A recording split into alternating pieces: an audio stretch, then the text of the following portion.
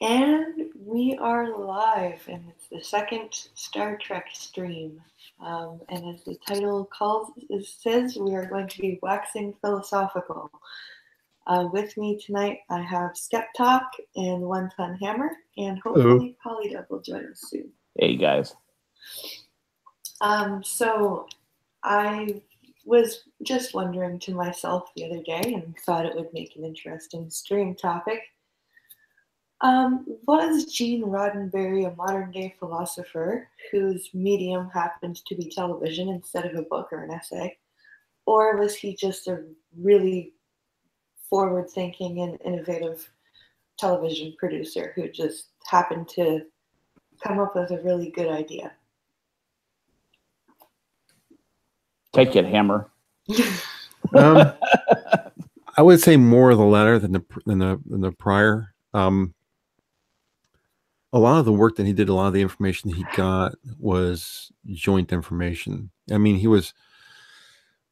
kind of knew what people wanted. He understood that science fiction could be something that's intellectual and that people wanted intellectual. They didn't just want Archie Bunker. They wanted something that would make them think, something that would comment on the social structure at the time. Shows like Let That Be Your Last Battlefield showed people that you can use a different medium to get social commentary across. I'm not sure if you're familiar with that episode or not, but it showed two guys, Loki, and I forget the other guy's name. They were half white and half black.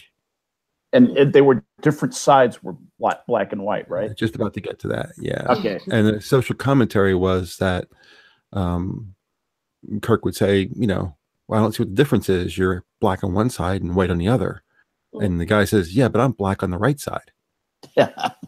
And until that point, if you were watching, you may not have noticed that.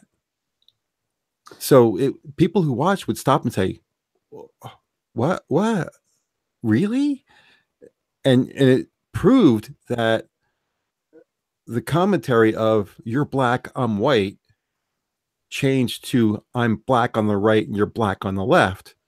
Yep. Was talking about social structure, race relations at that period of time, but they used Trek and science fiction to get it across. And at the end, they show what happens when racism takes hold. You annihilate everybody. Through paper thin allegory that was just perfect to illustrate that. It was brilliant. So I think he was better the producer than the visionary. If he had something that he needed, that he saw in the future, he would talk to people who did have that ability and incorporate in that show. He would talk to NASA and say, what's going to happen in 30 years? And he would talk to people at NASA and get what they thought was going to happen. And then he'd incorporate it. He saw biobeds. He saw flip phones. He saw all, nanites. He saw all that stuff because he went to people who knew that was coming. Yes. What do you think of the something that I've thought for a long time of this idea? He was kind of a Jules Verne type character, only instead of writing books, he made TV shows.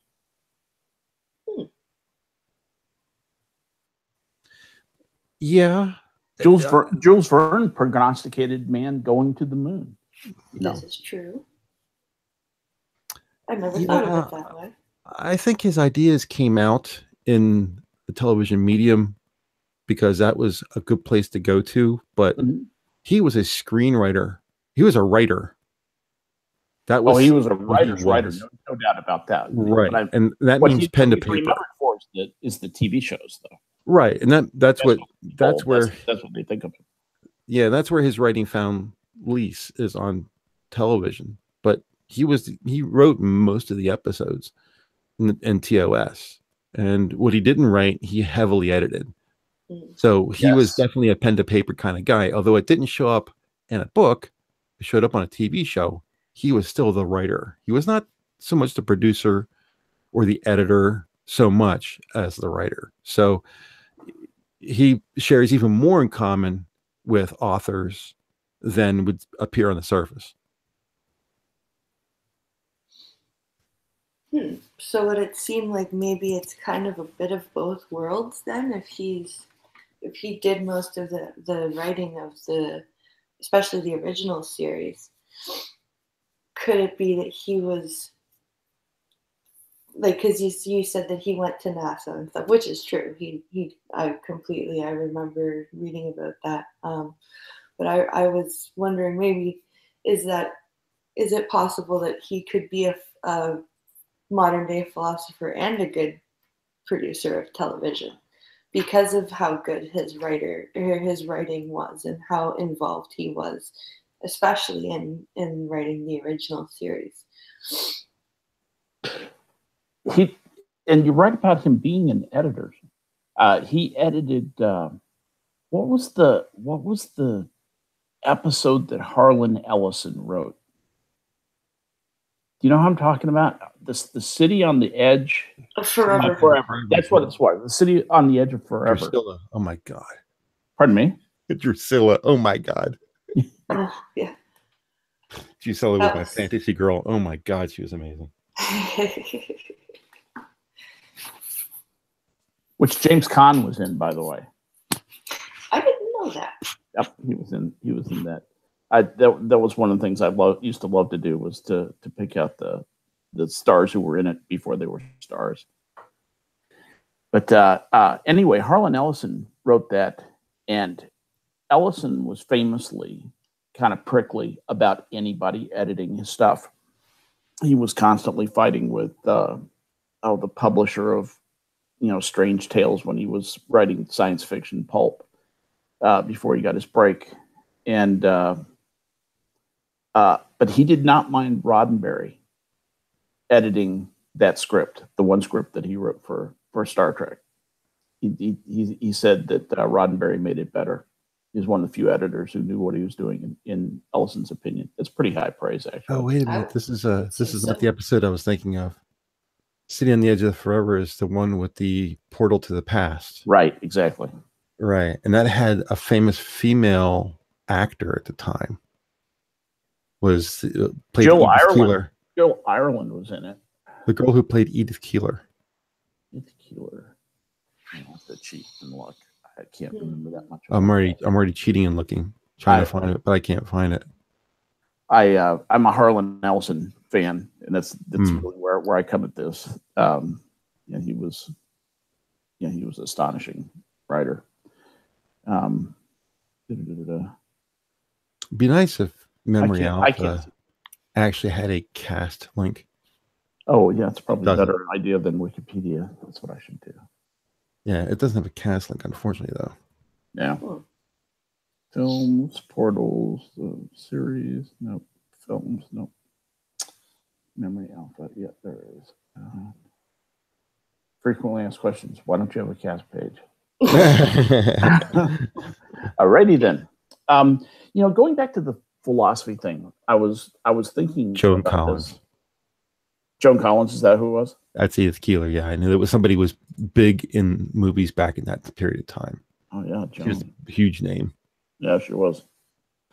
Going back to philosophy, though, I was thinking about of the philosophers that I studied in school, and I'm not a philosophy major or anything. I don't even play one on TV. But one who I studied quite a bit was Immanuel Kant, and he's one of these guys who says that morality comes from reason, and that aesthetics kind of arises from our ability to pass disinterested judgment, and that he's kind of a perceptionist reality guy. Space and times are forms of human sensibility and all that jazz. If you think about the way that Star Trek was put together, I think that was a show where reason took center stage and drove all the philosophical points that I can remember. In fact, I can't think of a single counterexample to that. That reason directs morality. Yeah, come to think of it. I mean, there's really no, like Christian-based morality episodes that I can remember. when religion comes in, it's usually morally at best neutral and frequently bad. Yeah. Wasn't he an atheist? Wasn't Roddenberry an atheist? That's a good question. I have absolutely no idea. I don't either. Only episode I remember ever talking even about heaven and hell was the episode where there were two guys in spaceships that were fighting between dimensions. Yeah. And at the end, Kirk says that's got to be the definition of hell. That's the only time I ever heard anything mentioned kind of religiously in Trek off the top of my head.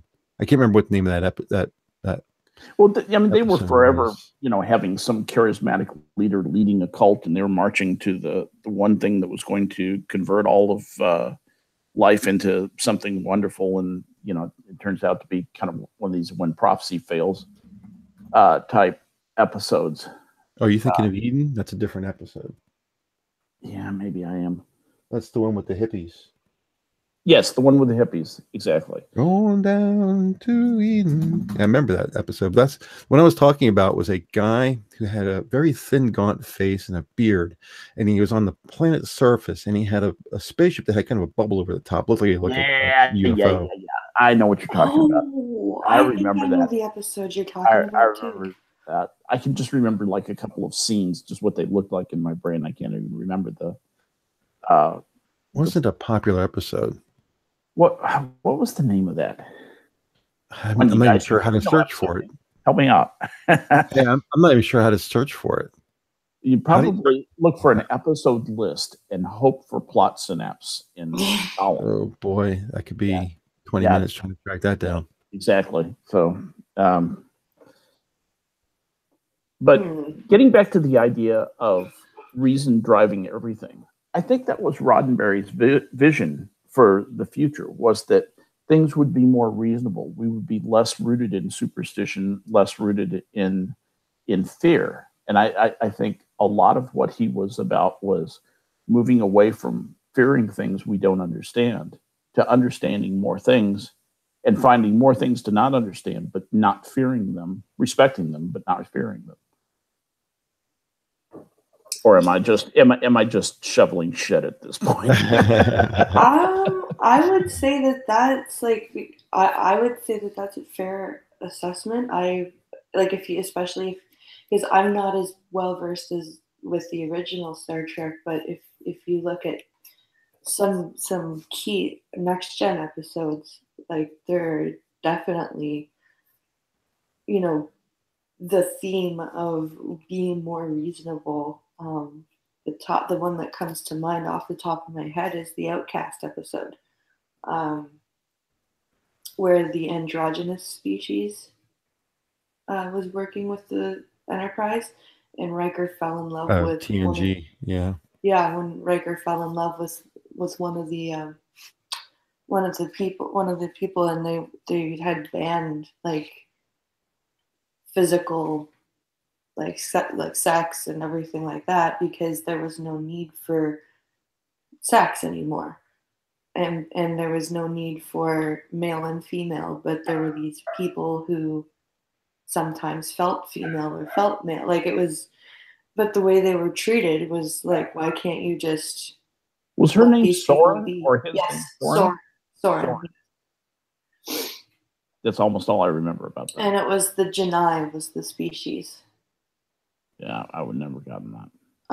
Or the episode where Data is thought or is almost dismantled by the guy from the Daystrom Institute because he argues that Data is property. Oh yeah. Yeah. What was that guy's name? Maddox. Commander Maddox. Yep. So those are definitely a few episodes that promote the idea of reason over just like, because Picard's argument at the very end was, does Data have a soul? I don't know. Do you? Does anyone? Like, how can you just arbitrarily say he's property when he's clearly a sentient thing?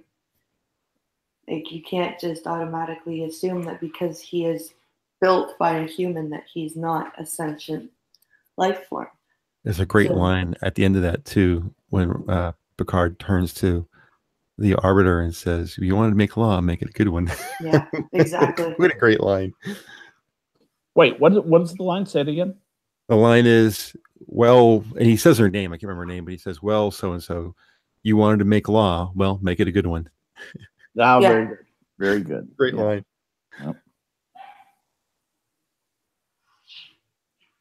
Oh, somebody in chat just said he was an atheist. Yeah. Roddenberry. But it's He was raised a Southern Baptist. However, as an adult, he rejected religion and considered himself to be a humanist. He began questioning religion around the age of 14, same age as me, and came to the conclusion that it was nonsense. As a child, he served at the choir at his local church and often substitute lyrics as he sang, editing the hymnists. Early in his writing career, he received an award from the American Baptist Convention for skillfully writing Christian truth and the application of Christian principles into commercial dramatic TV scripts. I was able to track down that episode. It took me this long. We've been talking about several subjects already. It took this long. The name of the episode is called The Alternative Factor. That's what I'm here for, Hammer, is to cover you while you what's it called again? Say it again. The Alternative Factor. It's identical men. Robert Brown was the actor who played both roles. From parallel universes will cause total annihilation if they meet. now I remember that episode.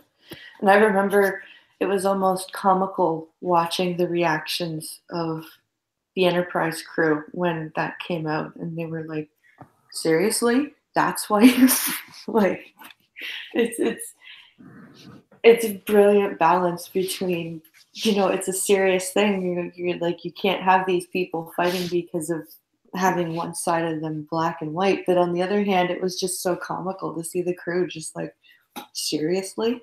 Yeah. That's really? It's a great juxtaposition. Yes, it is. Yes, it is. He did have, for as much as he did lean on other people, he did have some things that had to be intuitive to him that you couldn't assign to a person. There was a line that Uhuru said. I can't remember the episode, but it was the episode that had the president, the fifth president, Abraham Lincoln, in it. And he's on the bridge of the Enterprise. And, of course, Kirk can't believe that this is actually Abraham Lincoln. And Uhura walks down from her perch in the back towards to the center chair. And he says something to the effect of, "What a beautiful negress." Mm-hmm. Oh, I remember that. And she looks at him, and Kirk looks at him. You can tell that they're not like really happy with what he just said. And he apologizes. He says, "Oh, is that, something, and only in my time, is that a bad thing?" And she turns to him and says something along the lines of, "It's only a word or something, right?" Yeah, we've come a long way since then. We don't let words hurt. Words don't hurt us, or something along that lines. Yeah.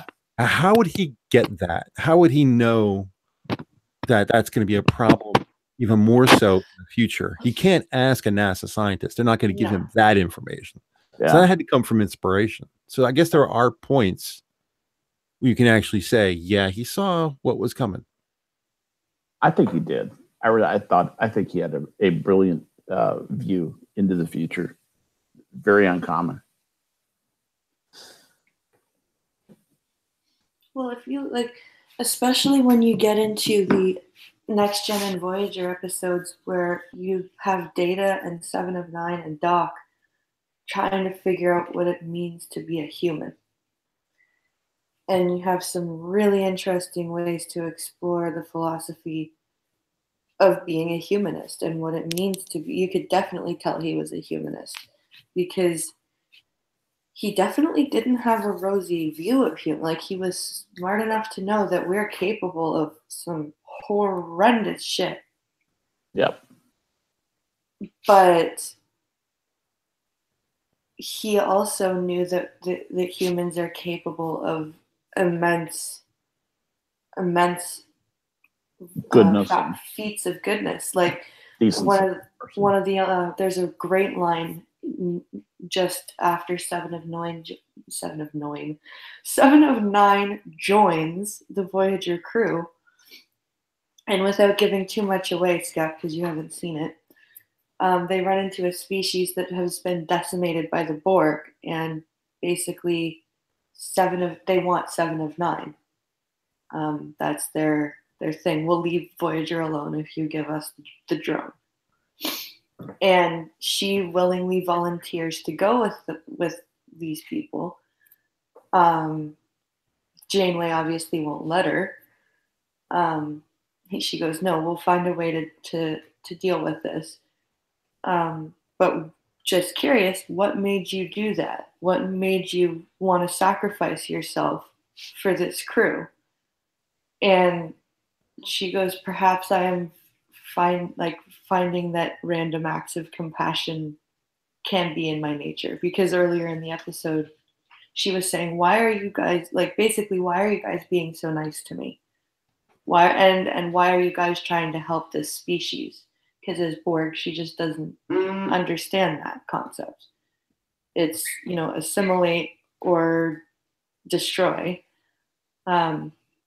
And Janeway's like, random acts of compassion is what makes this collective unique. It's really like the Democratic Party. Yeah, it's like how the Democratic Party should be. Assimilate or destroy. Well, that's how they are right now. Yeah, I thought you meant. I thought you meant that they should be like how Janeway just said. You give me way too much credit. I was going for the cheap shot. Yeah. Hey, there's Captain Brambles. Hello, Captain Brambles. The auditorium's starting to fill up. It is. No dead air.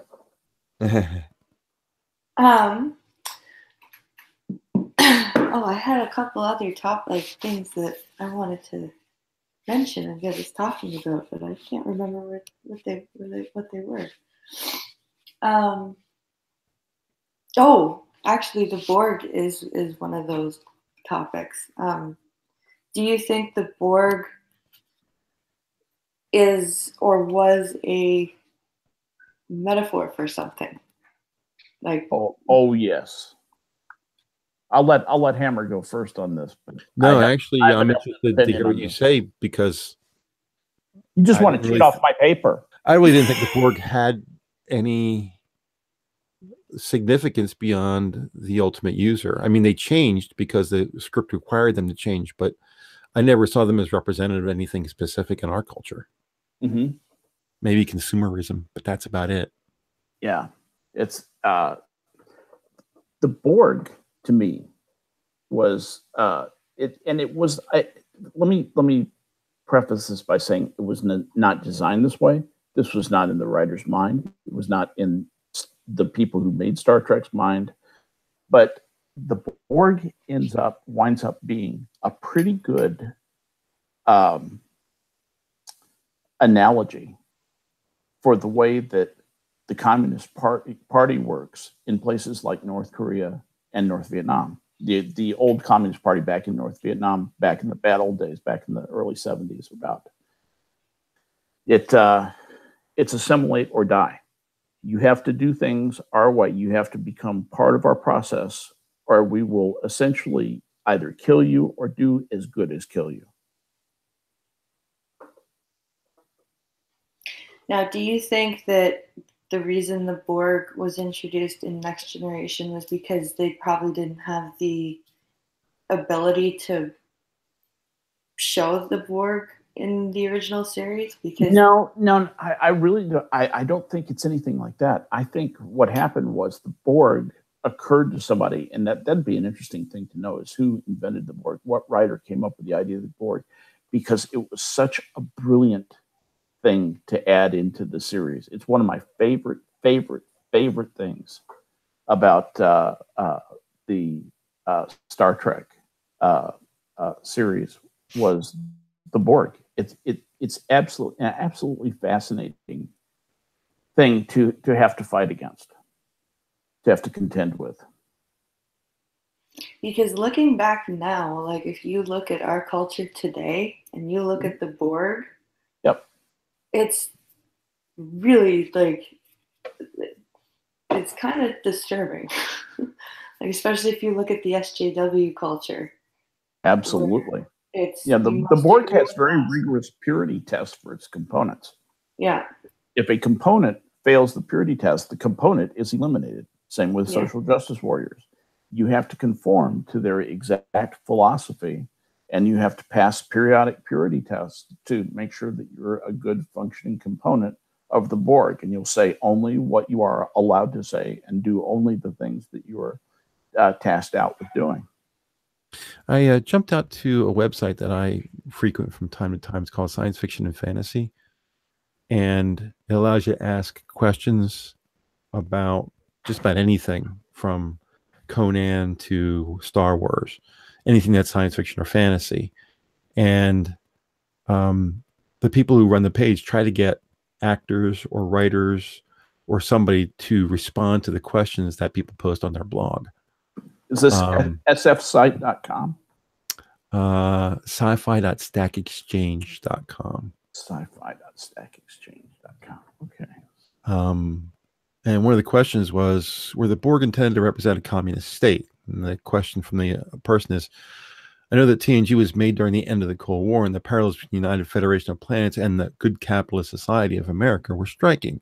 Got me to thinking, the Borg, were they intended by the writers to represent a communist society, assimilation, the loss of individuality, all succumbing to the will of the one dictator? I'm not really asking for opinions. I just want to get an idea from the writers. Okay. And they didn't get a response specifically from a writer, but they got a response from a show, someone who was involved in the show that of course wanted to remain anonymous. Mm-hmm. But they said that no, the Borg was originally conceived as an insectoid race. The remnants of that storyline you can see as a space bugs in the episode Conspiracy. Yep. And in the Enterprise television show to follow. I often wondered if Conspiracy was supposed to be the beginning of a Borg invasion, but they changed the storyline. They wanted to introduce a foe that the Enterprise had no hope in winning against. Yeah. They wanted to make it a feudal fight so that Q had to save them. That there was no way they were going to win. They're going to die. You know, against the Romulans, you got a chance. Klingons, same. Cardassian, even more so. But the Borg were supposed to be like, no, you're not going to win. This is you're going to die. This is your death right here. Do you think Kirk would have been able to swallow his pride and say, I need you, Q? Ooh. Because I don't. I don't think so. That's a good question. I don't really think so.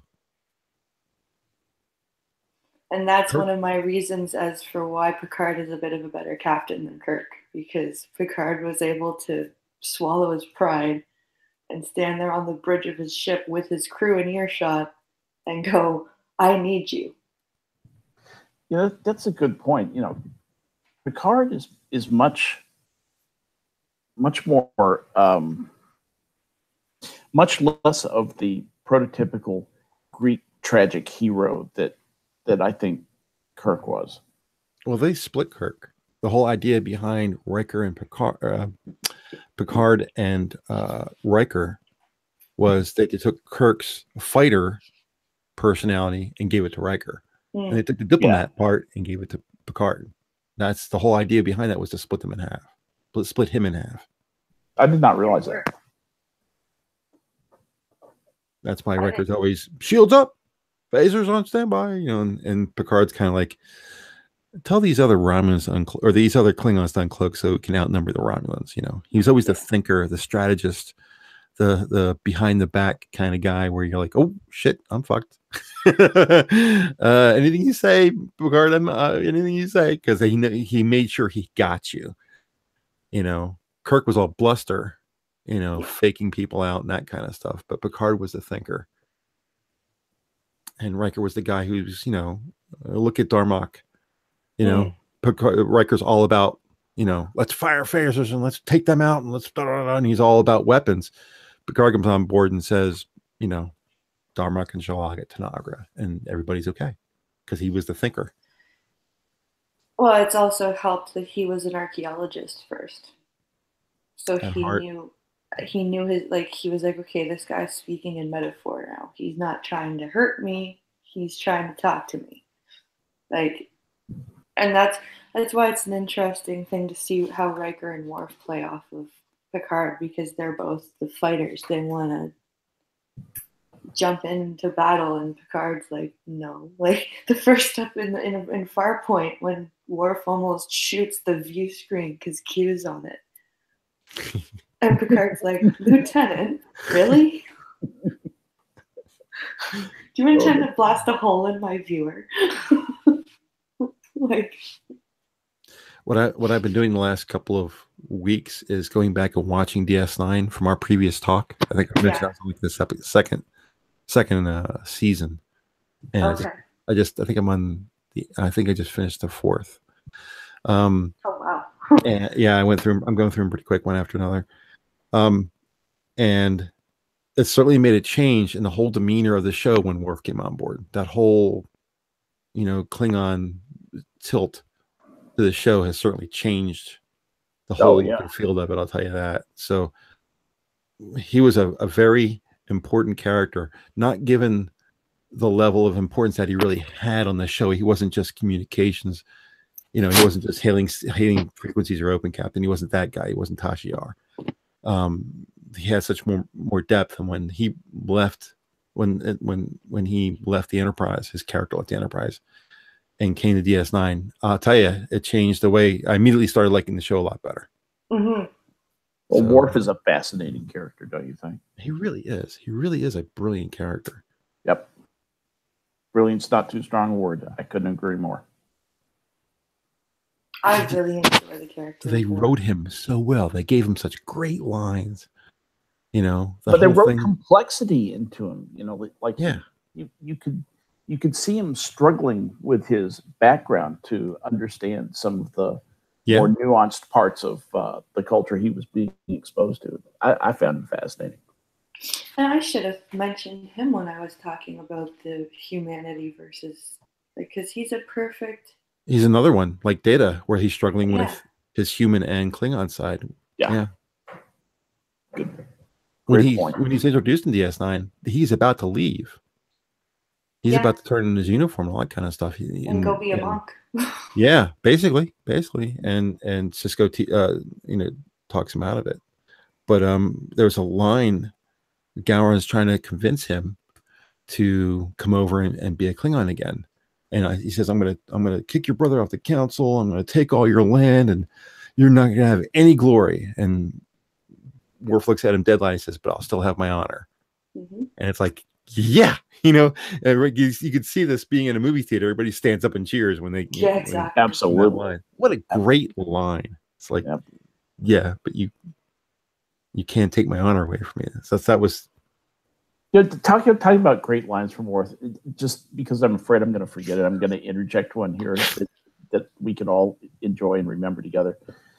There's like a female Klingon, and she comes on and she's in Worf's in the holodeck, in Worf's simulation that he has built up.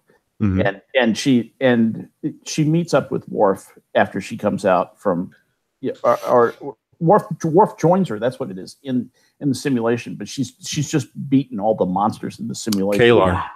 Yes, Kalar. His wife. He says that wasn't very hard. I hardly worked up a sweat or something like that. And he looks at her and says, level 2. Computer, level 2. Q's on the bridge giving Picard a hard time because Q is now human. And he says, Q the average, Q the ordinary. And Picard says, Q the liar, Q the misanthrope. And Q says, what must I do to convince you? And Worf just says, die. Die. Yes, die. I remember that. Oh, great Worf. Micro brain. Or in the same episode where he goes, I should have asked to be a Klingon, Worf. In my heart of hearts, I am Klingon after all. And he's just like, be quiet or disappear back where you came from. And then Q calls him a Romulan.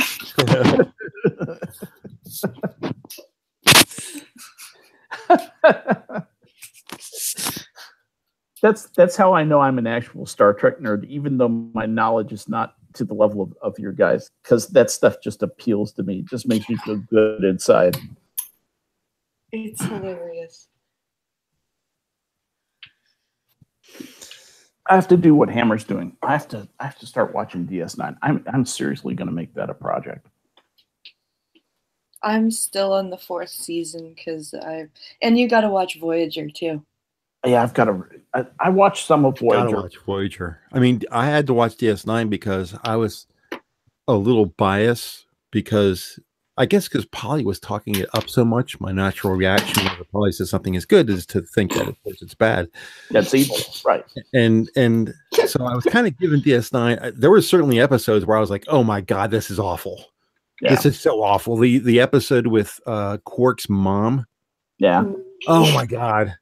I'm just tapping the forward button and just skipping through it. I think I watched maybe 30 seconds of it. I was just like, nope, can't watch this. Nope, can't watch it. Anything where it starts to get to be a long conversation between Ferengis. I was like, nope. Just hit the button going through it. But there were actually a lot of episodes I'm catching up on. Are like, wow, that was a really good episode. So I had a bad taste of it only because I guess the worst episodes played in my mind. Yeah. But I didn't see the good. And now I'm starting to see the good. So I might be able to give DS9 a little more credence. I don't know if it'll move on my list of which are the best Star Trek series or not, but I don't think I'm going to be talking as bad about it because I've been saying how just absolutely shit it is, and it's really not. At least not. I can say even halfway through now that I was wrong. It's not as bad as I thought as I remembered it to be.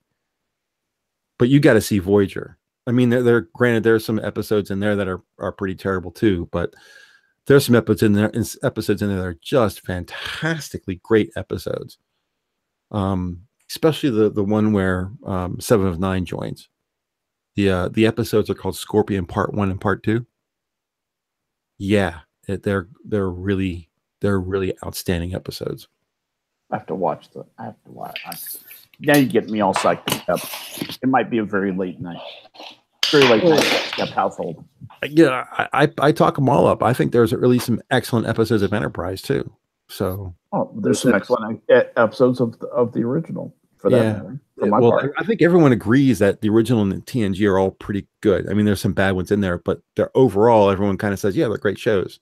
Yep. But the other 3 get a lot of bad press too, where the first 2 really the most shade I've heard is on DS9 and Enterprise. Yeah, an Enterprise. Yeah. There's an episode of Enterprise called Silent Enemy.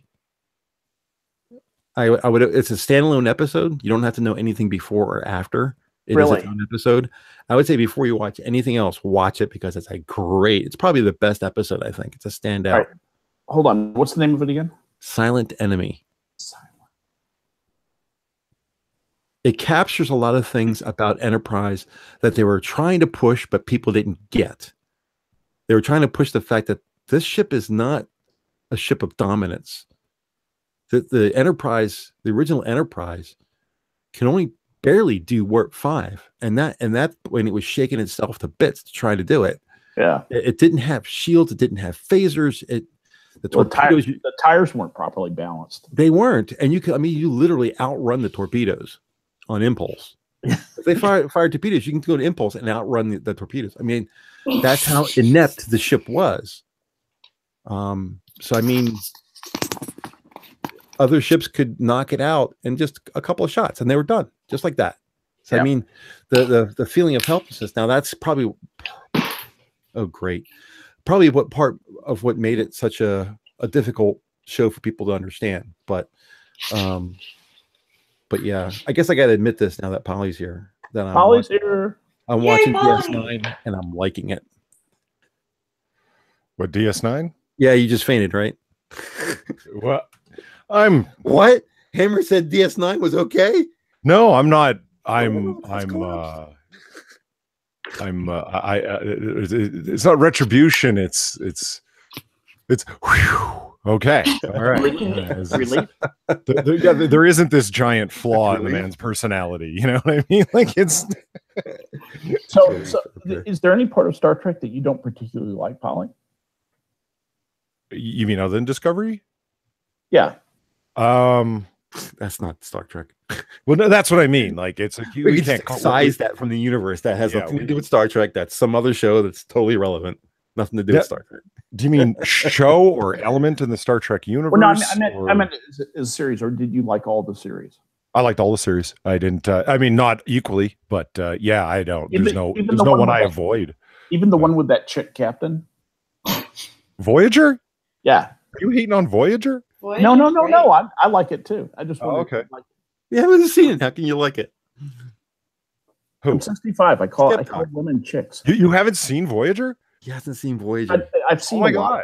It's not true. I've seen a lot of episodes of Voyager. I haven't seen the whole thing, and I'm nowhere near as familiar with it as you guys are.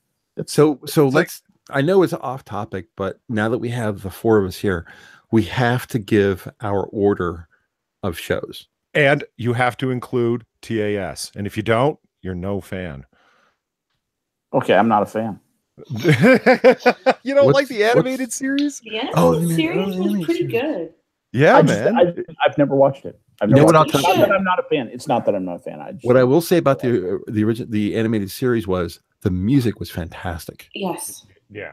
It really stood out in the shows when you were watching it. That bam, bam, that whole something actiony is happening. That's that music that played. That was so right on. It was like the Doomsday Machine. The music made the show. Yeah. But let's include. I can include. I'm fine with. Who is anybody going to object to the animated series? I'll go. I'll put I'm not going to object to it. I just can't contribute there. I mean, if you haven't seen it, that's fine. I mean, I just know some people that are like, I don't care if it's canon or not. I'm not watching it. It's like, well, that's a terrible attitude to take. Well, I don't have that attitude. If it's good, if it's well made, if it's interesting, then I'll watch it. If it's poor and it stinks, then no, not going to happen. Mm-hmm. So in random order, we have 6 series. In random order, or we'll just go in by date. So we have TOS, TNG. No, TOS, TAS, TNG. TOS, right. TNG, and then DS9. DS9, Voyager, then Enterprise. Right. So you have to give your list of your order. Who wants to go first? Let the lady go first. Sure. Ooh, that's hard. Okay, I'm gonna have to go TNG. Hold on, this is best to most liked to least liked. Yeah. Is that right? Okay. TNG, Voyager, the original series, DS9. I haven't seen enough of the animated series to rank it very high, but I have liked what I've seen. So TAS goes after that, and then Enterprise is at the very bottom. I had a problem with the Vulcan that shows emotion. That kind of bothered me. Okay. Who's next, Polly? I can go next if you want. First is TOS. Then TNG, then TNG, then DS9, then Enterprise, Voyager, TAS. Interesting. Yep. I would rank mine, and I'm only going to rank the ones that I'm familiar with: TOS, TNG, Voyager. I like what I've seen of Voyager more than what I've seen of DS9. So I'd have to rank DS9 after Voyager, and I can't really talk to TAS or Enterprise. Fair enough. Okay. Interesting that for the most part, TNG is either first or second for everybody. Mm-hmm. For me, TNG, TOS, Voyager, Enterprise, the animated series DS9. Interesting. Now, I know I've said that DS9 is not as bad as I thought it was, and it's I've only got to the 4th season, and it's a lot better than I remember. My rating is, linear numbers, 10, 9, 8, 7, 6, and DS9 a month ago would have been a 1. If it was that far down at the bottom. It's no longer that far down at the bottom. It is right behind the animated series. Yeah. Well, a logarithmic scale would not be useful in a list this short. Yeah. Right. Yeah. I mean, and there's another thing. It's like if the challenge is you have to put them in an order. That's the conceit of the question, right? So there's no telling how far of a length is between 3 and 4, 1 and 2. You know what I mean? For me, they're all right behind each other. TNG is number 1, TOS number 2, Voyager 3, Enterprise 4, TS 5, DS9 is now 6th instead of 10th. So I mean, that has changed. I will admit that has changed. But everybody either picked TNG as 1st or 2nd, and most of us picked TOS as 1st or 2nd. I'm not surprised that Hammer and I located Enterprise fairly high on the list when it usually doesn't get that kind of ranking. No, it doesn't. And I think that's sad. I think it's beaten on. It's the redheaded stepchild that doesn't deserve the slaps, man. That's my fault. No, that should be used for Discovery. No, I have a question for Polly. Polly, what is it that you like about Enterprise? It's more gritty, if you will. Like it's not as polished as you would see in TNG. And that's actually a good thing. Yeah, and that's a great thing. I really like Scott Bakula as the captain. I think he personifies the original Roddenberry view of the captain as Horatio Hornblower. And that's Bakula just embodies that. He's adventuresome. He's an older gentleman, but he's healthy. He's active. He's adventuresome. But he's not an explorer. He's a ship's captain first. Whereas with Picard, it's a different era, so he fits his era a lot better. And you just said something I think is really, really important, and I can't believe how few people point that out. He's a ship's captain first and an explorer second. Mm-hmm. As somebody who has conned a Navy vessel and has stood bridge watches and all that kind of stuff, running a ship is an amazingly complicated thing. Just running a U.S. Navy ship, and that's nothing compared to a Starfleet cruiser. I mean, if you think about the things that would be involved in actually running something like that, Picard or any of them, Janeway, any of them, have to have a very significant management infrastructure beneath them to manage the day-to-day shit that better never come up, before the old man, because the old man is if something comes up that the rest of the crew can't solve, it's a pretty fucking serious thing. Yeah. And I thought that's another thing is I think they did a great job of doing that, to where the captain was really focused on mission critical stuff, and was not he was never burdened down by administrivia in an attempt to make the show seem more real. I love that. I love that about all the Star Treks. It really comes through on Enterprise that you have it's smaller crew, obviously. Archer knows the ship and the engine on a technical level and is a pilot himself. That is, his first trade is to be a pilot, and it really shows. He sits down at the helm and he knows exactly what he's doing. Whereas Picard, I remember one episode with the Binars in season 1 where he sits down, he's like, "Oh, it's been a while," but and he kind of has to feel it. That. Yes. And it makes sense. That's not a criticism of Picard. It makes much, because he's got over 1,000 people on board. He's got people to do these things, and he's got big high level stuff to be worried about, not pressing buttons to make the ship go. Yeah, but you're forgetting the Samaritan snare.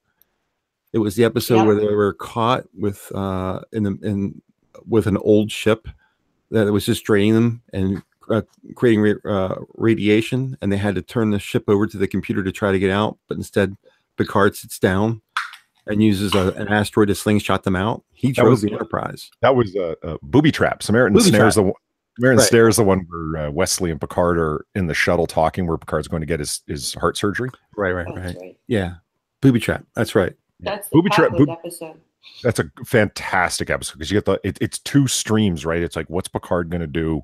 His ship is going to die. Is he going to die like this Valerian captain? Well, I forget the name of the race, and he's got the old logs haunting him of that captain, where it's Geordi and his holographic love, who what's her name? Leah Brahms. Leah Brahms, thank you. This room is so nerdy. It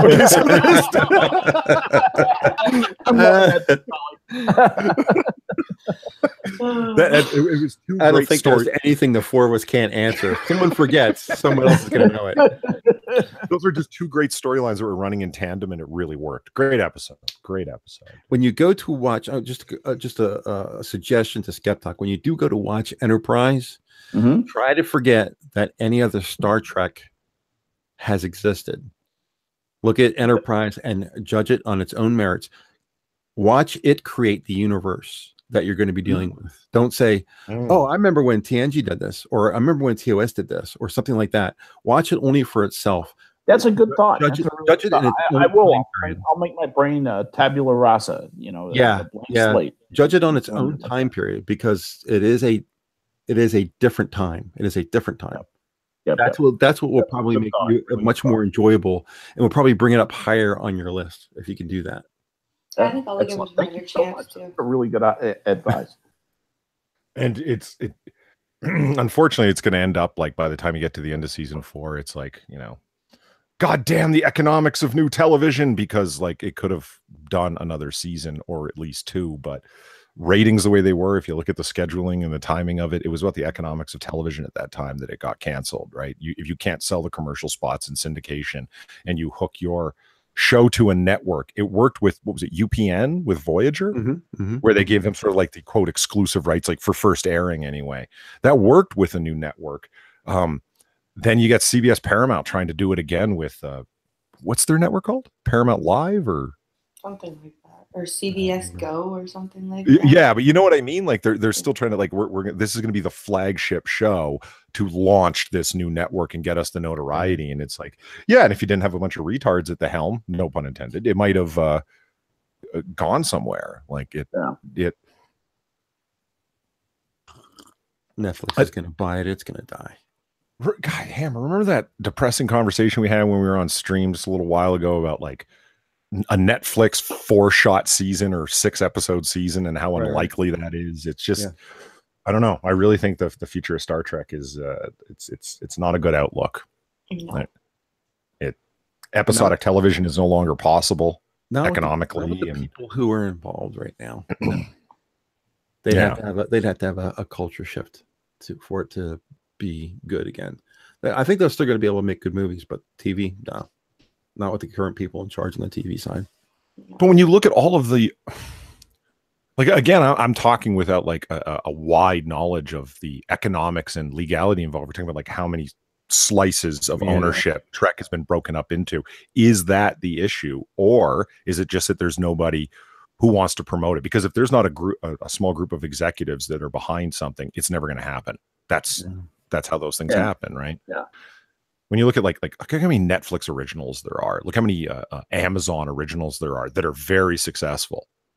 I mean, that seems the way to do it. But they're like, well, we own this Star Trek thing. We might as well launch our own network with it and be competitive. And it's like, oh, what idiot's brainchild was that? Yeah. I've been told in chat to ask Polly what his favorite Star Trek episode and least favorite Star Trek episodes are. Well, now that's an interesting question. Which series? Yeah. The chat didn't Raging didn't specify. So, he just said ask Polly. What's your favorite in the original series? Oh, well, yeah, that I can do. Favorite in the original series is it depends on when you ask me. I know that's a shitty answer. But Hammer's heard me give this explanation before. It's either Mirror Mirror or Journey to Babel. Oh, it depends when you ask me. Right now, it's Mirror Mirror. It's one of those two. It's a toss-up. How about least favorite in the original? The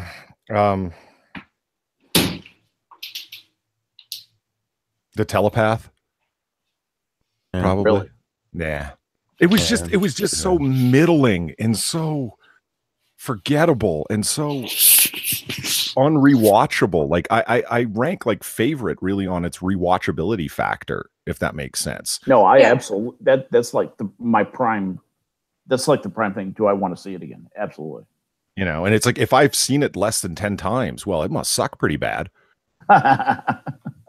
You know, I can't there's never been a time when Star Trek wasn't around, like pretty much all the shows since I've been alive. And so it you know, so I've watched them again and again. I watched TOS with my dad. He's the one who introduced it to me. So it's, you know, I remember all those from being a little kid. And yeah, like it's just and The Children Shall Lead, that one well. Just because again, it's not that it's like this bad idea that you can point at and say, it's so middling. It doesn't go anywhere. It doesn't do anything. Is that what the one with the Gorgon? The Gorgon with the kids? Yes. No. Bonk, I know the one you mean. Bonk. Is that that's Miri? That's Miri. Yeah. Call the angel. We will go far away, far to see. Is that in The Children Shall Lead? Isn't that the episode I'm thinking of? It might be. I might have screwed up the names. The one I'm thinking of is they go to the planet and there's no adults. They've all died. That's Miri. That's Miri. Okay, it's Miri. Miri is the one. Is the you didn't like Miri, but you liked, and The Children Shall Lead. I would flip those. I liked Miri much more because I liked the actress. I can't remember her name, but she was a very well-known child actress back in that day. Right. Cute, and it was a good. I mean, there was a lot of good things that happened in that episode with McCoy being under a lot of pressure to solve it before they all got the scabs and died, and Janice Rand being in it, and she's like, I used to try to get you to look at my legs now, and there was a lot of emotion in that, and Mary that The Children Shall Lead, where they're calling it a Gorgon, it just seemed very blah to me. Someone's asking for a link to the stream. The storyline I'm just reading this. The Enterprise responds to a distress call from the scientific colony on Triakis and arrives to find that all the adults are dead. Oddly, the children seem unaffected by the deaths and continue to play as if nothing had happened. When questioned, they show no remorse whatsoever and express a dislike for parental authority. Expedition logs reveal that the expedition had discovered an ancient civilization and there might be one survivor. In fact, the Gorgon thrives on the innocence of the children and the adults' self-doubt. Who needs a link? I have a link. Hey, is it on your channel, Hammer? No, it's on mine. I'm getting it. I didn't know whose channel we were streaming on, so that's why I was asking for the link. All right, I put it in Discord for you. Okay, thanks. Just so I can, see live chat. And of course, your icon's the one that's showing up right now. Because it always does whenever you stream. Right. Your icon's the icon that shows. Oh, you know what I can do, though? Least favorite episode, and I don't have to limit it to series. I can say what is the worst episode of Star Trek, hands down. All time. All time, all series. Okay. Okay. Threshold from Voyager. I like that episode. No, I'll take you on with it. That episode is so bad. Is that the one where he goes through warp 13? Or yes.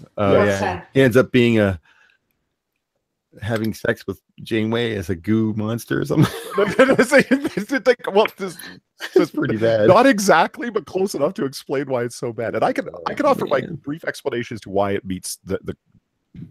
It's pretty horrible. But no, wait. The first half of that episode is actually pretty cool.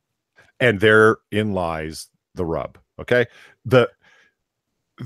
They found some new kind of dilithium that vibrates at a higher frequency. And so therefore that they can do these totally these new things with the warp engines that they weren't able to before. So they got the shuttlecraft Cochrane, nice, that they're running this test experiment on, and they actually break the warp 10 barrier, and the introduction of this idea of infinite velocity. Oh, this is Trekgasms. This is fascinating. You know what I mean? Mm-hmm. And so what's the result? Oh, well, he starts devolving, turns into an alien, kidnaps Janeway, and they both have sex, and they have salamander babies, and then the episode ends. What?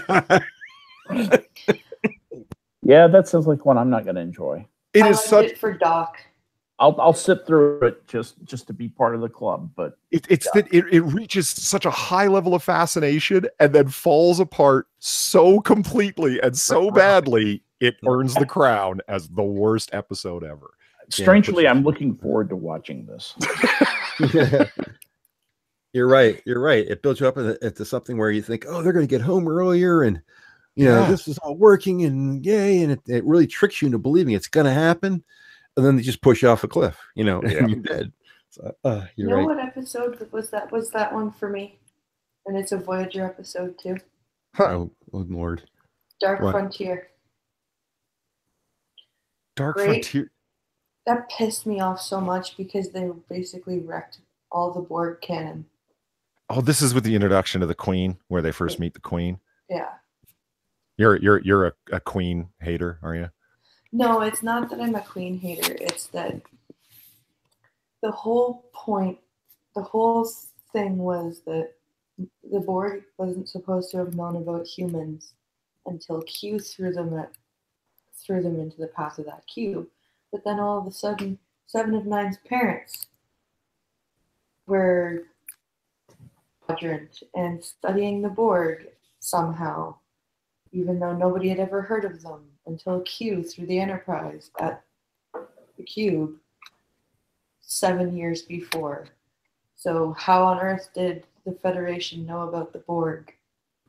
There's a logistical problem involved in all that too, because the Borg are not sitting right at the edge of the Delta Quadrant. You don't just go from Alpha to Delta and they're there. They're in the Delta Quadrant fairly far. You have to travel for a long period of time before you get in the Delta Quadrant before you get to the Borg. So this crew, these three people, the mother, father, and the kid, set course for the Delta Quadrant. He actually says this in the show. He says they set course for the Delta Quadrant and didn't tell anybody where they were going. And then they started studying the Borg. Well, how did they get through all those other species that Voyager has to face and almost get annihilated by? How did this little ship, who's going to go study the Borg, get past all of that to get to the Borg? They did get caught up in a transdimensional. What's the word that they use? A transwarp conduit. The Borg's transwarp conduit. It and deposits them very, very far away from where they started. So they did hitch a ride across a great length. You're right, though. It doesn't explain the other species dangers they should have encountered up till that point. They're closely a transwarp conduit's opening up, and holy fuck, it's a cube. You know what I mean? And they ride it closely, and then when the cube enters into a transwarp conduit, they go with it, and they're deposited on the other side of course for the Delta Quadrant. Yeah, and no one heard from them ever again. And when they set course for the Delta Quadrant, they get to the Delta Quadrant, and there's a transwarp conduit waiting for them. Is that what you're saying happened? No, it's just they're exploring, looking for the Borg. Her parents on the Raven.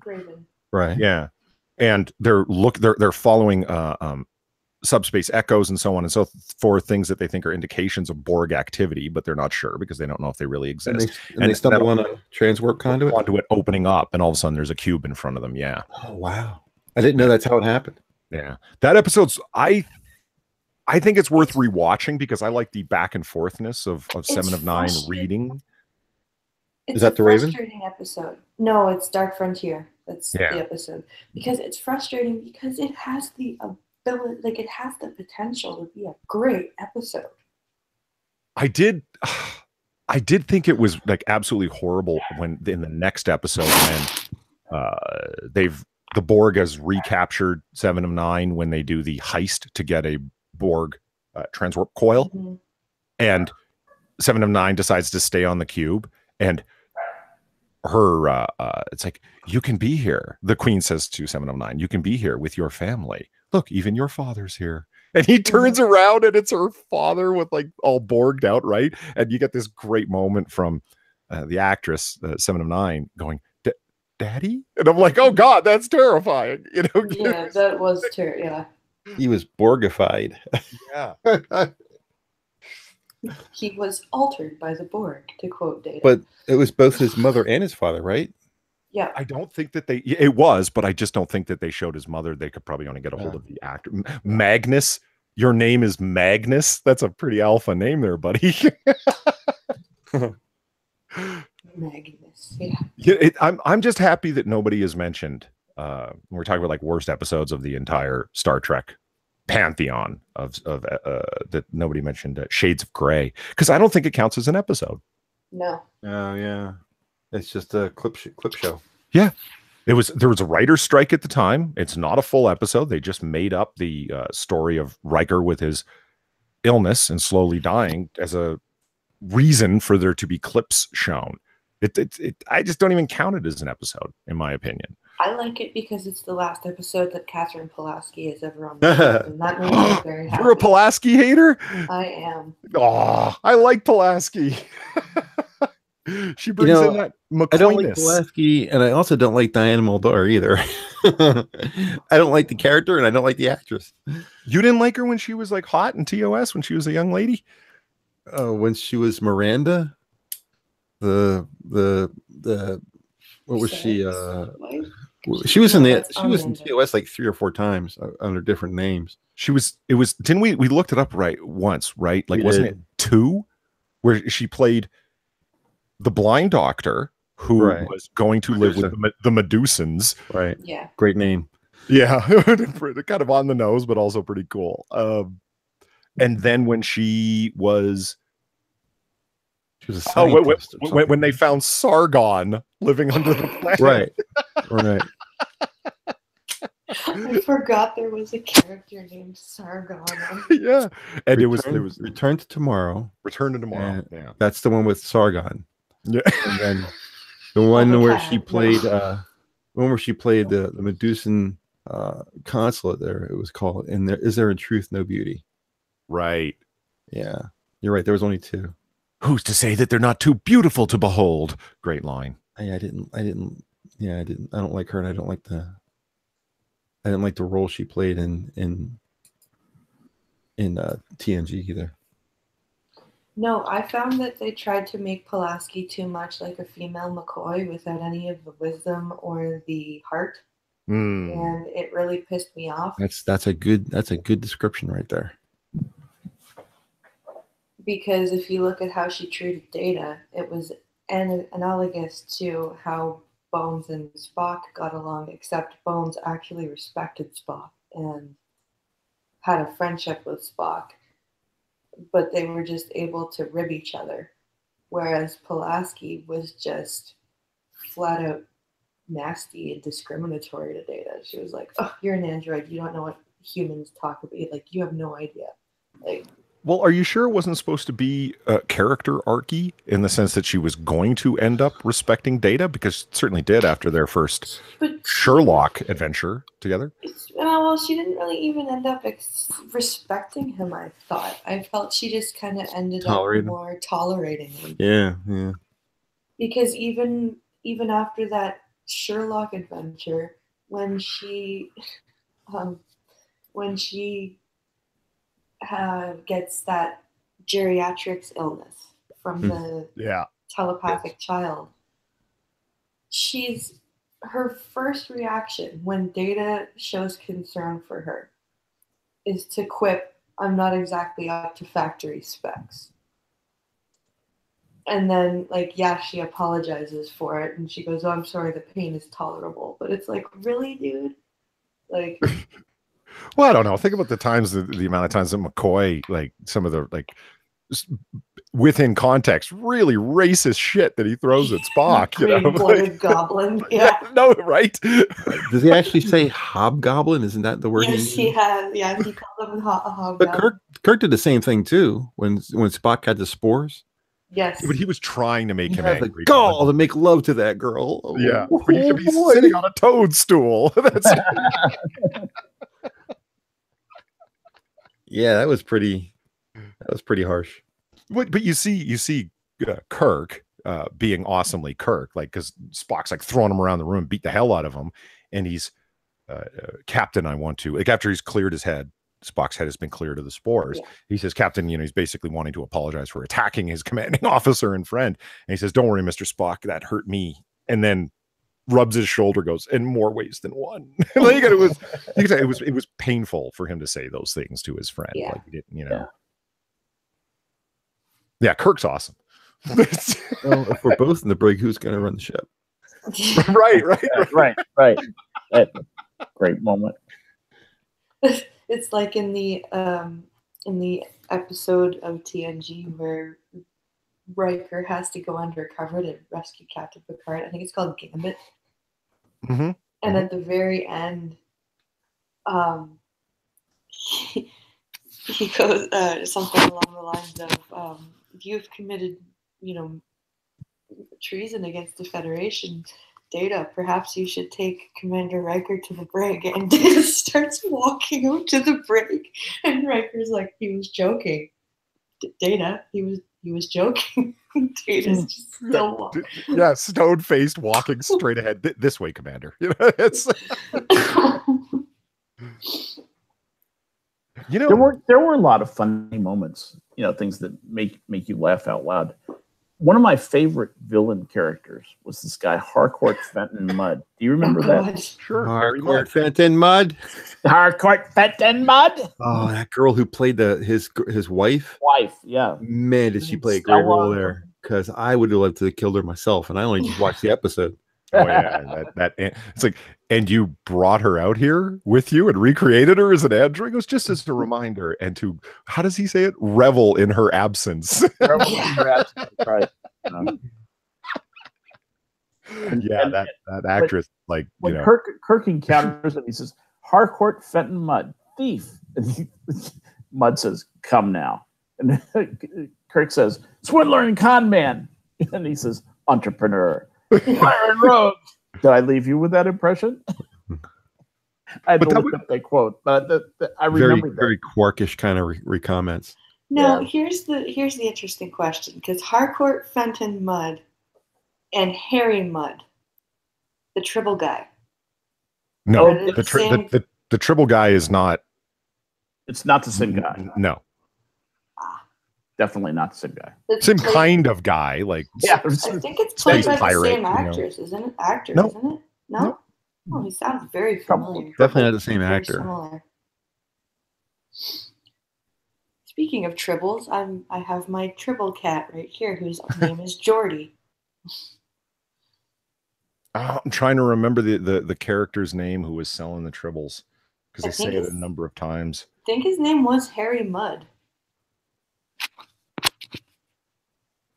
That's why I was always confused, because I was like, Harry Mudd. What about a Harcourt Fenton Mudd? Because the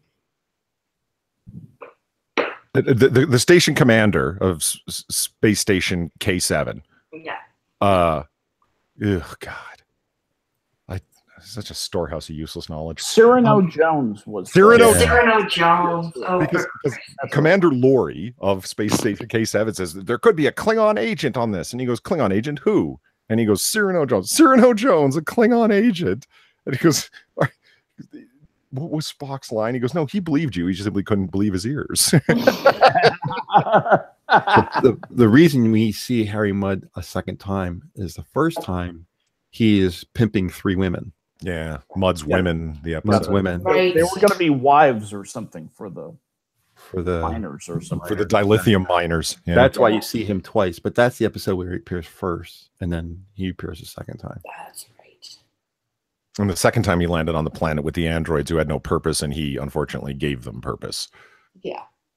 And they leave him, and he sees Stella android number 387 or something like that. Yeah. Such a TOS way of beating the robots, right? Kirk is just like, "I'm lying. Everything I say is a lie. But if you are lying and everything you say," the smoke's coming out of his ears. Must sterilize. Yeah. There's a lot of episodes of Star Trek where Kirk outwits a computer. There's the Daystrom computer. There's Landru. It's all, a lot of the shows are very similar in that respect, that they're just Kirk out doing a computer. There's like 5 or 6 of them that do that. Remember Landru turned out to be a computer? Machine, didn't he? Yep, Doomsday Machine was a machine that it wasn't a computer, it was just a killing machine, but a lot of them are computers like the one who thinks that he's James Roy Kirk, you know, Yeah. trying to sterilize changeling, right? Yeah. So there's a lot of computers that he defeats. It's a recurring theme in the show. Like I said, there's like 5 different ones where he actually kills a computer with logic. The Changeling was actually a good episode. I mean, that's Star Trek the motion picture right there. I mean, it's the same story. Yeah. That's the one where the computer takes Uhura's knowledge away, right? Because she's singing. Yep. Yeah. And it's a waste of time. Well, Yeah. I love the blatant misogyny in that moment. It's like I just absorbed her memory, and it's Spock says, "Oh, that unit," and it goes, "That unit is a woman," and the robot responds, "A mass of conflicting emotions. I found absorbing her unsettling."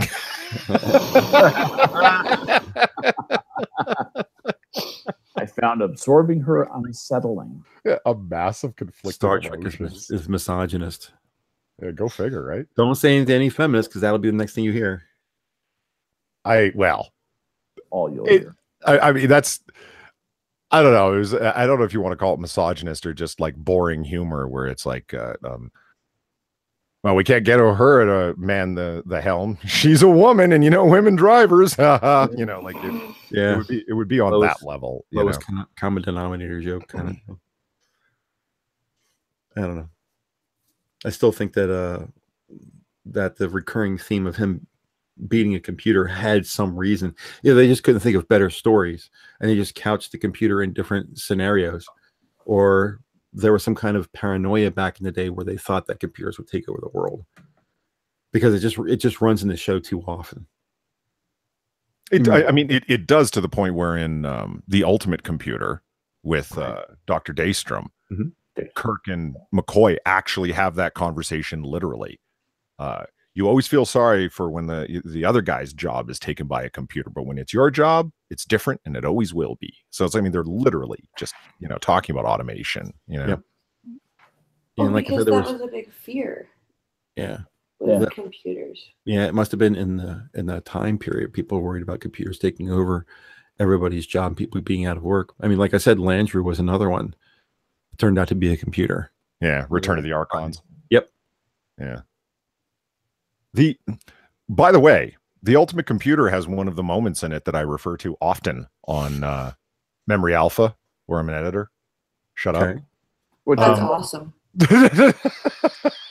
Where it's because there's a bunch of people out there that annoy me that try and recast, reimagine, or describe the Star Trek fictional universe as like an atheist utopia, and it bugs me. Yeah, of all people, the person who's going to bug the most. Well, it does. I'm sorry, it's not an atheist utopia, no matter how much you want it to be, because it's you got Dr. Daystrom, and when he's talking to M5 tie-in, he can like flick the switch on the bridge and say M5 tie-in. Yeah, yeah, that's a good impression, actually. This unit must survive. And when Daystrom's talking to it, it's like, and why is murder wrong? Because it's contrary to the laws of man and God. Like, it just references that come up again and again in TOS, then come up in DS9, then come up. It's not an atheist utopia. They're just Star Trek has always been, and this is my argument about exploring humanity through meeting other species. Humanity is pale by comparison to the colorfulness of other species, because that's the whole point. You're exploring facets of humanity through meeting other species. You got the warrior culture, the logical culture, the Roman culture in the form of the Romulans. You got the extreme capitalism and business orientation in the form of the Ferengi. Like, it's a lot of people don't get that whole Romulan.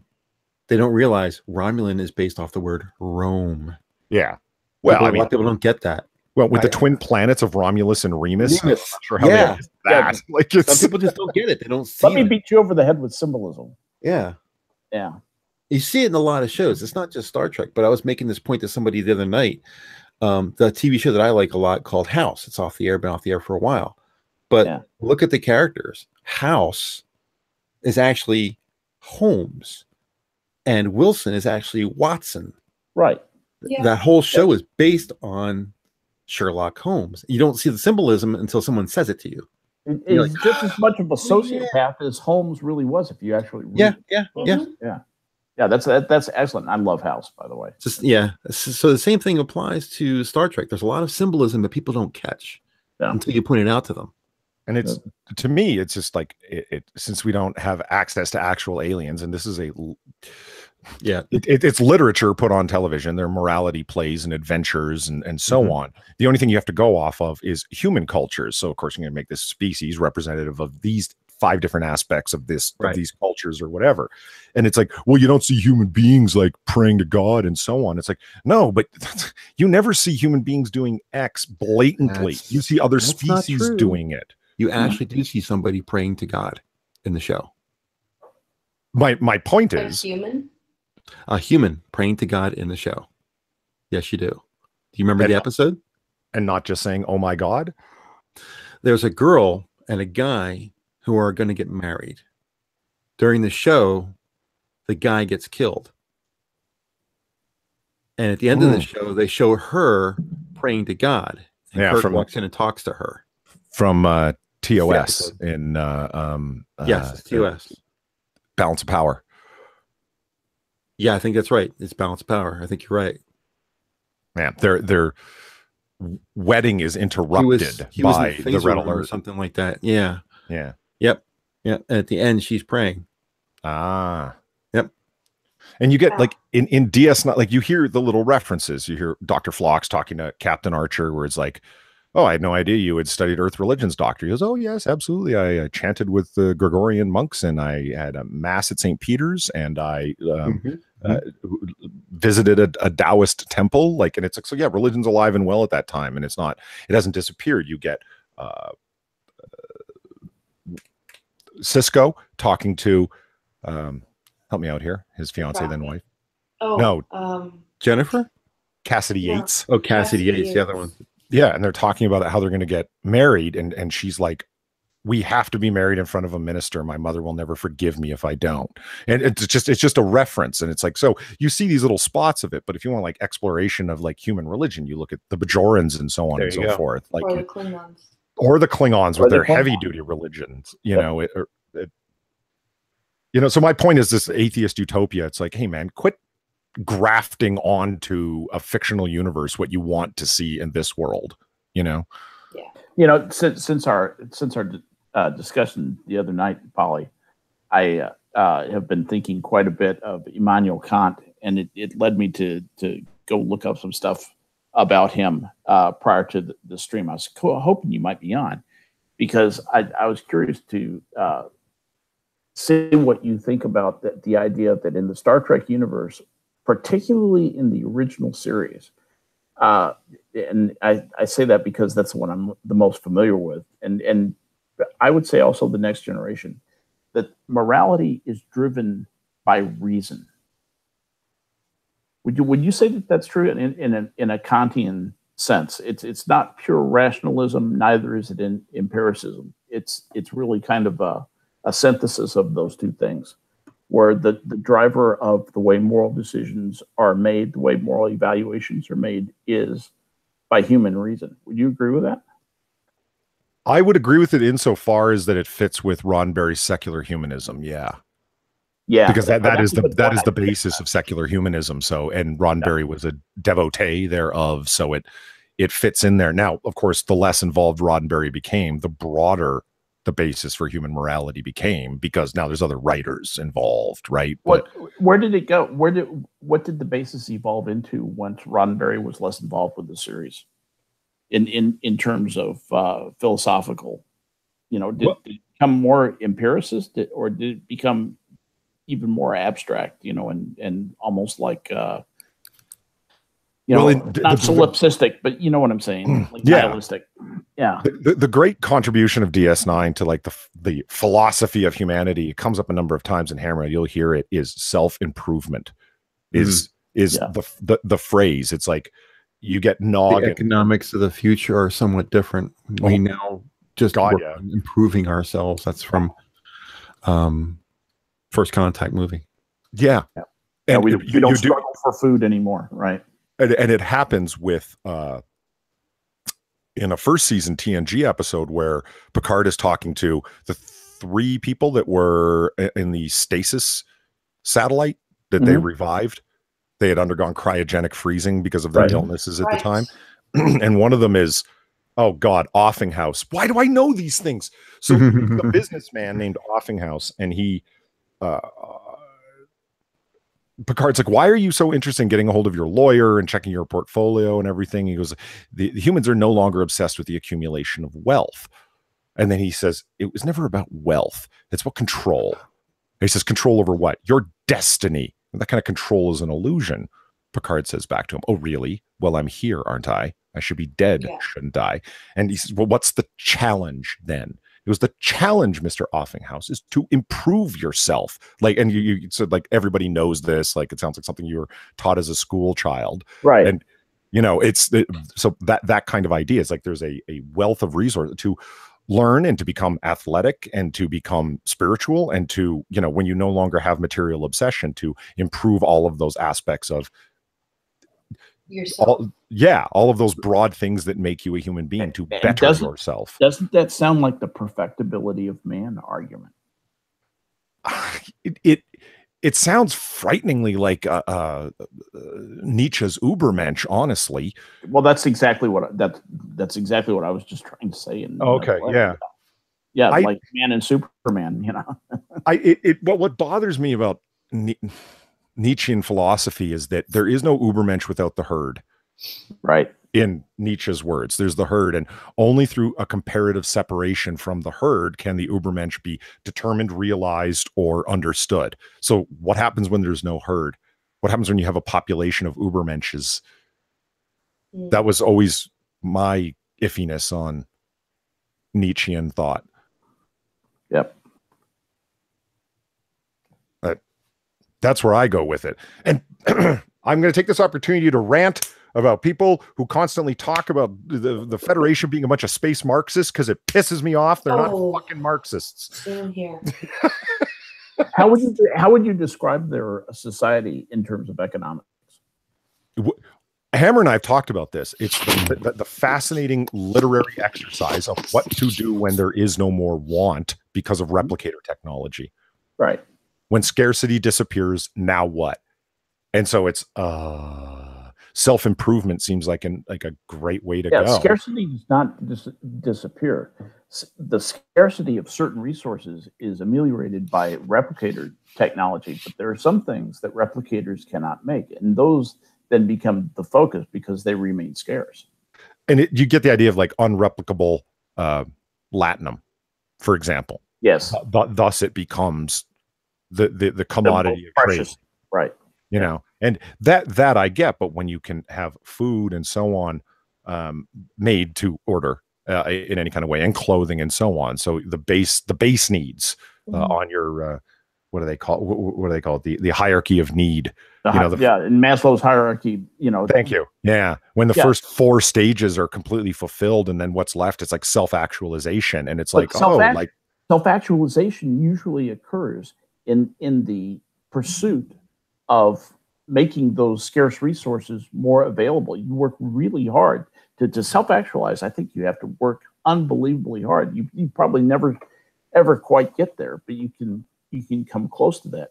The problem is that, and this is the thing that fascinates me about replicator technology, why didn't society effectively almost collapse with people just, not having any ambition to do anything anymore?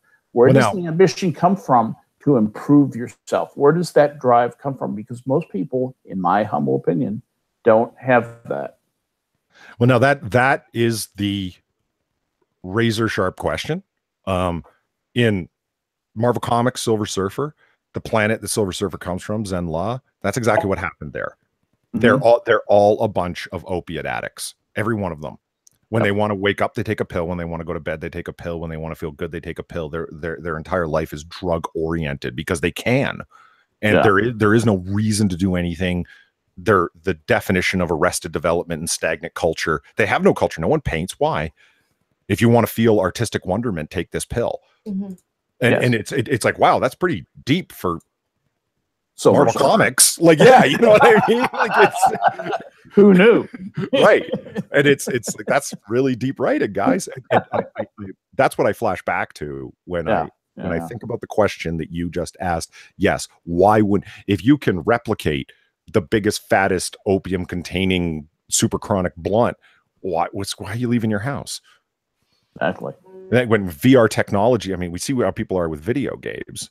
You see how people turn into like basement dwelling neckbeards. That's just what's going to happen with the taste of it. Yeah, that's the taste of it. Exactly. I mean, why is anybody having, you know, Hammer? You can have Jacqueline Glenn. You know what I mean? Like, quite literally. I know it can. But I can have I can have Rebecca Hall whenever I want. You know what I mean? I think that's what is interesting about hollow addiction and stuff like that, when they bring that stuff up, which is probably why Star Trek kind of seems more relatable, because they figured out how to make people still have issues. Mm-hmm. And there are still some things, like medically, there are things medically that you can't replicate still. And there are things like, but it's very interesting to see when somebody gets addicted to the holodeck, or to see when somebody, like when you have the juxtaposition of remember the symbiosis episode of Next Generation, in season 1, where the one planet is an entire population of drug addicts, and the other planet makes the drug for them. Yeah. With this very large, very complex conspiracy that they've managed to keep under wraps. Yeah. Yeah. And Wesley's like, why do people need drugs? Like, because he's coming from this as the perspective of, well, we don't have want anymore, right? But Tasha Yar, who grew up on basically a hell colony, was like, well, sometimes you just need to escape from whatever's going on. And I like that they had that conversation, despite the fact that the whole point of, as Picard says in the episode you were talking about a few minutes ago, the whole point is to now enrich and improve yourself. There are still some people in that century that feel the need to escape. But it's when you have widely available opium dens, you see the result. Yeah. And the conference, like, I mean, season 1 was extremely campy, and that's one of the reasons I like it. And I that's not a criticism. I love season 1 for its campiness. It's awesome. But just that conversation is such an exemplar of camp, where it's, but why would somebody ever do a drug? And she goes, well, Wesley, something, you know, they're doing it not to feel good. They're doing it to keep from feeling bad. And he says, but it's artificial, but it doesn't feel that way when you're doing it, Wesley. And no, it doesn't. And isn't that the point? Like, why, you know, Tasha Yar did not offer, I mean, she offered an explanation, but not a satisfactory one, as to why everybody isn't a drug addict. Yeah. When you can go back to your replicator and replicate, you know, hyperfentanyl. It's like, oh, well, unless, of course, they're all blocked from replicating that. So it happens through control. Yeah. Do you know what I mean? Like it. That's true, because you never really get an answer to, because sometimes you see some replicators produce synthahol, and sometimes you see Worf ordering actual alcoholic beverages from the replicator and showing people how to do it. So what's the, like, and then in Voyager, you had to do some finagling with the computer to get the replicator to give you alcoholic drinks. See, I loved the episode with the drunk space Irishman. Everyone hates it. I loved it. I thought it was hilarious. Like, it's so bad. It's the actors they get to play. You get the super sexy Irish lady. And, Hammer's not paying attention because he's playing Smite. And I'm not playing Smite. It's running, but I'm not playing it. Oh, Discord says you are. I was just like, well, why isn't he listening while I'm talking? Irish lady. I know. No, I tagged out of Smite to be in the stream. Hammer and I had an extended discussion about how hot we think that Irish lady is. So it's. Oh But you never get what I wanted, which is a true drunkard moment in Star Trek. Like Sure you do. O'Reilly. With who? Take me home again. Oh, Jesus Christ. Yeah. Yeah, we get a drunkard. Yeah, but that's like a space thing that did it to them. That was a airborne disorder, or well, hand transferred sweaty disorder. But I mean, it wasn't like an authentic angry drunkard moment. Like I'm talking, I want to see Picard disheveled as fuck wandering down the fucking corridors in the middle of the night at 0400, and Riker has to walk up to him and say, Captain, we've received reports from security that you were accosting ensigns on this deck, male ensigns. Yeah, you're running naked through the Arboretum with right, and then Picard hurls an empty whiskey bottle at him. Oh, fuck off, number one! Like, it doesn't make sense. It doesn't make sense for a world bent on improving yourself to show a bunch of drunks.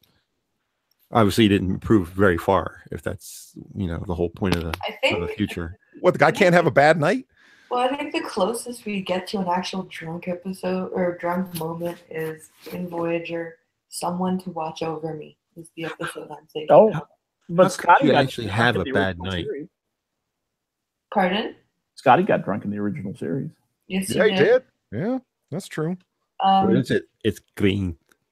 It's green. That's green. Yeah, it's green. Which is then redone in Next Generation when Data does the same thing.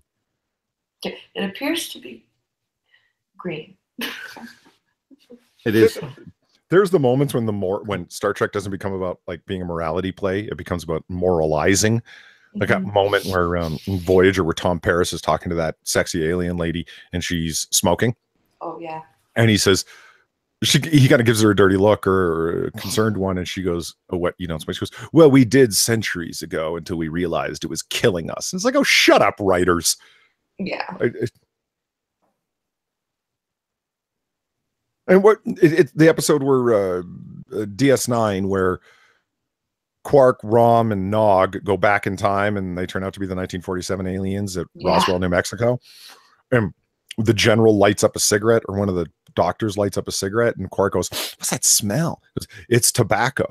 It's poisonous and destroys the internal organs." And then Quark says, "Well, where do they buy it then?" "At stores." He goes, "Oh my God, these people are so fucked that they're willing to buy." It's like, Quark, who the fuck are you kidding? You've been arrested like 8 times throughout the series for selling people things that might fucking kill them on the black market. Who are you kidding? And the beetle snuff. Come on, the beetle really? snuff. He's surprised that people are smoking when beetle snuff is a thing on his planet. And there was a great moment when Odo drags Dr. Bashir and Quark in to Kira's office because Sisko's off the station. It says, there's a little legal matter that Quark used this opportunity when bringing in some kind of thing to help Kira. Some kind of liquid crystal that's an aphrodisiac, but it's also a psychoactive drug that's highly dangerous. And it's like, Quark, man, you're a drug dealer. Who are you fucking kidding? He's an everything dealer except for, well, I guess even weapons at one point, because he actually says, "I should have been a weapons dealer." Then like 3 episodes later, he's dealing weapons. It's like, yeah. I love that. I have read online on Memory Alpha where people tried to turn that episode into a giant message of gun control. Because all of the Starfleet people are no longer patronizing Quark's bar, because they're all like, "You're a weapons dealer. Oh, we don't want to talk to you." And Dax turns her back on him because he's a weapons dealer. And it's like, yeah, but he's not selling arms to individuals. He's selling weapons to, it's ships full of highly powerful weapons to warlords and shit that are looking to wipe out whole populations. Yeah, it seems a bit precious. Yeah.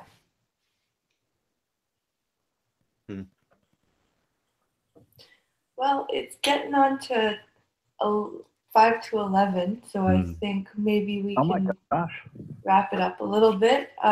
Any final thoughts? Really quick, Polydub, since you didn't hear at the beginning of the stream, do you think Roddenberry is a philosopher or was a philosopher, or was just a really brilliant producer of television? he was a brilliant producer that had strong ideas about the world, and that worked into his writing. It was his ability to see a vision through and hold to it very doggedly. That's, you know, that's my call on it. That, yeah, just a great producer that followed his vision through and wouldn't let it be derailed into something else. Thus the philosophy comes through so clearly. We are all in consensus. Really? Is that what everyone else kind of thought Well, somewhat? I was a little bit more on the philosophical side, but I do see where you guys are coming from and how that could. I think maybe I'm leaning more towards that he's both a philosopher and a brilliant producer of television. But I think you and Hammer are on the same. I think you, Hammer, and Skep are on the same page. We were lucky to have him. We were, yes. Great bird of the galaxy. Yeah. And his wife was the voice of the original computer. Was Yeah. she? I didn't know that. Yeah. Majel Barrett. That's every time they say computer and, you know, such and such system is offline. That's Majel Barrett talking. Yeah. Working dear. This is our. She wasn't the computer on Enterprise, though, was she? No, that was Luoxana Troy. Yeah. Who also did a Borg Queen stint as well, I believe. She played the Borg Queen in First Contact, I think. No, that was Alice Kriege. Alice Kriege? Okay. You know who does a great computer voice like they are themselves, but then they talk robotically enough is Roxanne Dawson. Played B'Elanna Torres. Right. Yes. Oh, yeah, Torres, yeah. Yeah, because there's 2 different episodes where she does the voice of a computer, and both times it's an outstanding job, like on Dead Stop from Enterprise and then on Dreadnought from Voyager. Yeah. Oh, she was the voice of Dreadnought? Yeah. Yes, she was. Yeah, she actually even says it at the beginning because it was like a hijacked Cardassian weapon, right? Yeah. And she said, I got so sick of that Cardassian voice that I replaced it with my own. Uh-huh. And it really, you know, and then in Dead Stop, which she directed because she's already done a voice of a computer. She's the voice of the computer of the station, and it works really well. That should be the new Starfleet voice, but that won't happen because, you know, reasons. Well, it's the era of STD, so right. It's like unless it's a appropriate acronym. Very. Yeah. Oh, very much so. I mean, that's like perfect. Like the only way you're going to get somebody to be the voice of the computer is if they're like a trans non-binary minority or whatever, like so they can say that it was, you know. Have to be pretty high on the oppression stack. Yeah. Otherwise, how are you going to get press saying that, like, oh, we have this? Like, I mean, that's why I was telling Hammer the other day. That's why I unfollowed at Star Trek, the official Star Trek Twitter account, because it is just too stunning and brave for you. Yeah, it was just too important and on the right side of history for me to. Yeah, it was just pure trash coming out of there. Like it wasn't. It was like I just want like nerdy stuff from this fictional universe that everybody's had a lot of fun with. Okay, it fires imaginations, but everything was just day after day after day of you know, another first. This is the first. Like it's so much sexual politics and identity politics in it. And I'm like, what is this? Yeah. It's so real world. It feels of your politics, not of this fictional world. Post-nerd deconstructionism. Yeah, and I wasn't getting anything out of it. And I'm like, am I actually going to unfollow this? I'm like, fuck yes, I am. I can, you know, there's plenty of forums online. Well, it was an interesting talk, gentlemen. I'm glad you're able to make it, Molly. Yeah, I'm glad you came on. Yeah, this is the first time that I've ever actually got to do this. This is thank you for organizing it, Blind. It was a lot of fun. Problem. Oh, we get to talk Star Trek every time we get together. Yeah, but we never get to do it on stream and without a whole bunch of people bitching. When are you going to move on to a different subject? You know? or on purpose. I know. Every time we get into Star Trek, it's always on accident. Yeah. And people complaining about it. Oh, not again. Yeah. We ought to make this a semi-regular thing, and I can give you reports as I make my way through DS9 and Voyager That'd be fantastic. We I'd should be do down that. for that. I'll do a little department of newbie report and tell you what I think about. I'm excited. I'm excited for you to hit up Voyager. I'm really looking forward to how Thank you, Hammer. I that. look forward to that too. I'm glad they're on Netflix. That'll make it easy. Yep. I'm And gonna give had started Enterprise to do that another on chance DS9. after DS9's over. I'm gonna give Enterprise another chance. Yeah, should I watch definitely Voyager first before DS9 or DS9 before Voyager? Watch DS9 before Voyager because Voyager was after DS9. Okay. There's some references too. Yeah. All right. But for the people who haven't watched Enterprise, like I said, watch the show. That's fine. But take this one show out of order. Watch Silent Enemy first, then watch the rest of the series. Okay, so I actually have that written down. Watch Silent Enemy. So yeah. If if you're gonna watch Enterprise PP, then hit Silent Enemy first, and then watch the rest. Then watch the show from its entirety. Done. You're working your way through DS9 right now, Skip? I've just started. I've watched like 2 episodes. Oh, okay. I'm on season 4 right now myself. Okay. One thing I would recommend, I recommended this to Hammer. If I don't know if either of you are a fan of Razor Fist, the YouTuber. Oh yeah. He and I tweeted each other periodically. Yeah. Oh, nice. Yeah. I mean, not only I think his content is just fucking spectacular, and his favorite of all the Treks, he's a big Trek nerd, is DS9, and he's doing an ongoing series called The Depths of DS9, where he and his production partner Taryn Gell do little 13 to 16, 17 minute reviews of each episode, and they've done the entire first season so far. So, like, after you watch an episode, it's a great thing to be able to go. I'm gonna totally message him and tell him that I'm starting this DS9 track. You'll probably dig that. Yeah. So and Blind for you as well. I mean, I know you're all the way up to 4th season, but it'll be fun to revisit. Like, oh yeah, and there's things that he'll say that's like, I really like this episode for this, and it's like, yeah, I can't really say that I noticed that. I can't really say I like that as much as you did, but it's fun to hear different opinions and different thoughts on each one as it goes by. So yeah, definitely worth checking out. Even for you, Hammer. I mean, where are you at in DS9 now? I'm in the middle of season 4. Okay. The last one I did was Starship Down, I think, which is season 4, episode 7.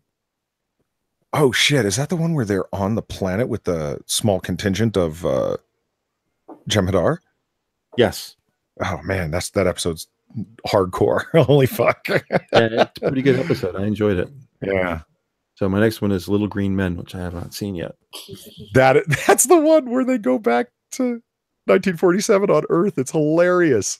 It is hilarious. Oh, and for fun, the guy who plays the general in that episode, the Little Green Men, see if you recognize him, because he's grown up a lot. He's the guy who plays Adam. He's the space hippie from the TOS episode. Oh, really? Yeah. Wow. Well, I did not even recognize him, because I love that space. I love that Space Hippies episode. It's hilarious. It's so bad. Well, I think we're going to wrap it up, guys. Thank you so much for coming out and talking Star Trek. I really do think we should make this a semi-regular thing. Looking forward to that. Absolutely. And also thank you to chat for sticking around and listening to us nerd out. I meant to ask Rajin if that was after the character from Enterprise. Huh. That name, Rajin. Anyway, sorry, just thought about that right now, talking out loud. Sorry to cut you off. All good. We're gonna wrap up the Star Trek stream. Thanks again, chat, for watching, and thank you guys for coming out. I had fun. Well, I'm glad I had fun too. Have a good night, everybody. Good night, everybody. See you night.